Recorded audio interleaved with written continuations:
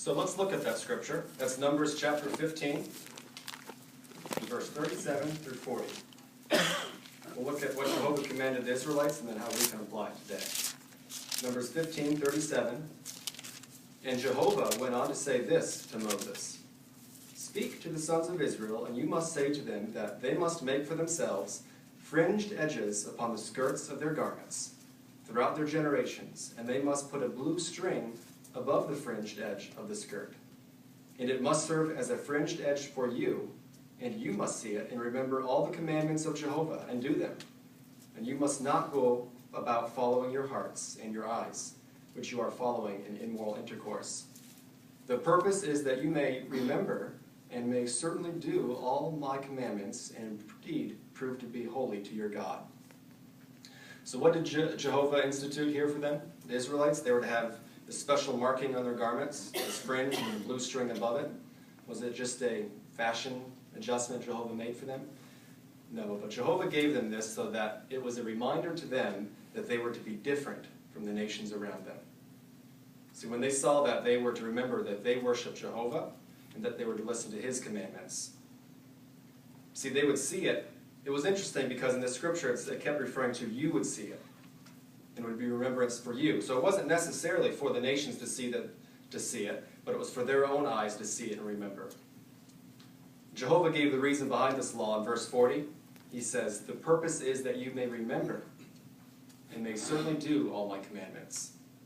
In verse 39, he talks about how they could be deceived by what they see with their eyes, what their eyes could affect what they saw with what they would do then. See, Jehovah knew that they might be inclined to look at the nations around them.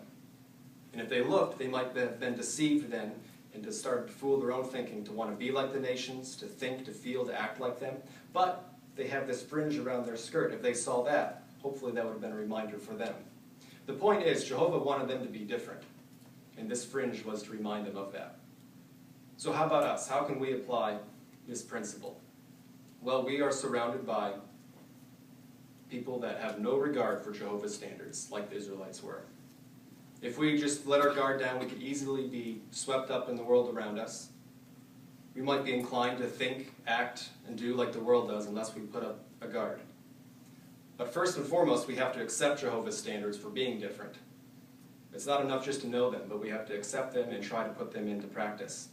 We show ourselves different from the world around us by the way we dress, by the way we conduct ourselves, by the way we treat our families, by the way we view money, the way we view entertainment, how much, what kind. It's not enough to be different just in one way.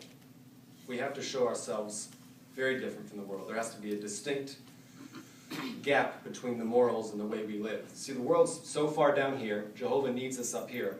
He wants us up here, and that's the best thing for us.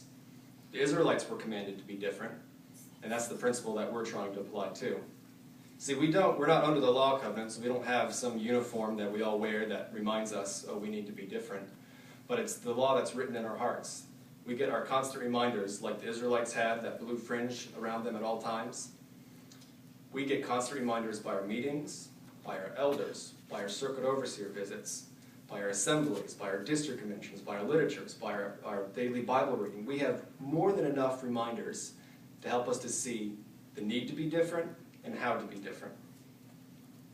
So the blue fringe for the Israelites was a reminder to be different morally. It should affect their hearts. And likewise today, we live in a world that is so full of badness. Jehovah gives us reminders that we need to be different.